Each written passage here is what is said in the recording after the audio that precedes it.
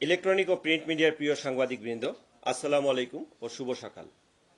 DMP media সেন্টারে আয়োজিত আজকের এই প্রেস ব্রিফিংয়ে আপনাদেরকে স্বাগত জানাচ্ছি। আপনারা সকলেই নিশ্চয়ই অবগত আছেন, প্রাথমিক ও মাধ্যমিক বিদ্যালয়ের শিক্ষার্থীদের জন্য গণপ্রজাতন্ত্রী বাংলাদেশ সরকার কর্তৃক বিনামূল্যে পাঠ্যপুস্তক সরবরাহ করা হয়ে থাকে।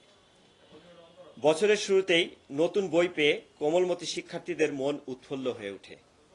কিন্তু কতিপয় অসাধু চক্র শিক্ষার্থীদের মাঝে বিনামূল্যে বিতরণের পুস্তক অবৈধ মজুতদারির মাধ্যমে খোলা বাজারে বিক্রয় করছে, এরকম তথ্য পাওয়ার পর ঢাকা মহানগরীর গোয়েন্দা পুলিশ তাদের গোয়েন্দা নজরদারি বৃদ্ধি করে এবং এই চক্রকে আইনের আওতায় নিয়ে আসতে কাজ শুরু করে।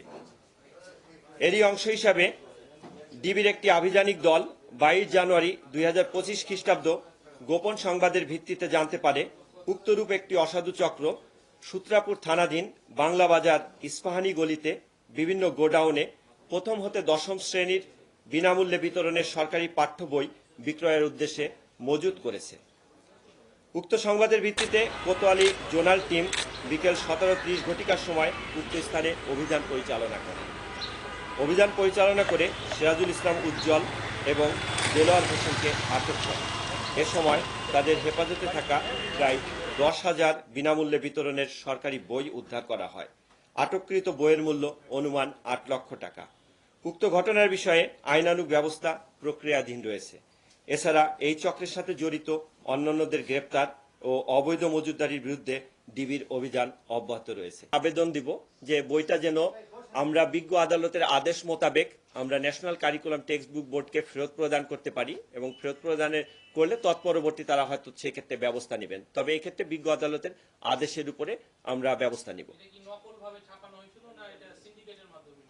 আমাদের কাছে প্রাথমিক তথ্য যেটা, সেই তথ্য অনুযায়ী যেটা আমরা জানতে পেরেছি এ পর্যন্ত জিজ্ঞাসাবাদ করে, যে বইগুলো সাধারণত যে প্রসেসে করা হয়, ন্যাশনাল কারিকুলাম টেক্সট বুক বোর্ডের এখানে উৎপাদন বিতরণ এবং নিয়ন্ত্রণ নামে একটা শাখা আছে, যে শাখা থেকে যথাযথ যে ওপেন টেন্ডারের মাধ্যমে কার্যাদেশ প্রদান করা হয় বিভিন্ন প্রেসকে। প্রেস বইগুলো ছাপায় এবং বাঁধানোর পরে এই মাউসির মাধ্যমে সেটা বিতরণ, অর্থাৎ সেই ডিস্ট্রিক্ট লেভেলে, জেলা লেভেলে যে জেলা শিক্ষা অফিসারের কাছে সাধারণত প্রেরণ করে থাকে।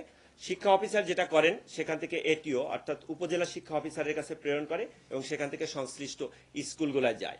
তাই এর ভিতরে যেটা, যে এই পরিবহনের ক্ষেত্রে, যে পরিবহনের জন্য একটা যাদের উপর দায়িত্ব প্রদান করা হয় তাদের ক্ষেত্রে, সেই ক্ষেত্রে আমাদের প্রাথমিক অনুসন্ধানে যেটা আসে, যেখানে একটা চক্র আছে, যে চক্র পরিবহনের সময় যে বইগুলো নিয়ে যায় সেখান থেকে অতিরিক্ত যে বই, সেই বইগুলো ফেরত এনে খোলা বাজারে তারা বিক্রি করে এবং খোলা বাজারে এই যে অসাধু চক্র তারা সেখানে জমা রেখে পরবর্তীতে তারা বিভিন্ন জায়গায় সেটা উচ্চ দরে বিক্রি করে থাকে। এটা আমাদের কাছে প্রাথমিকভাবে বের হয়ে এসেছে।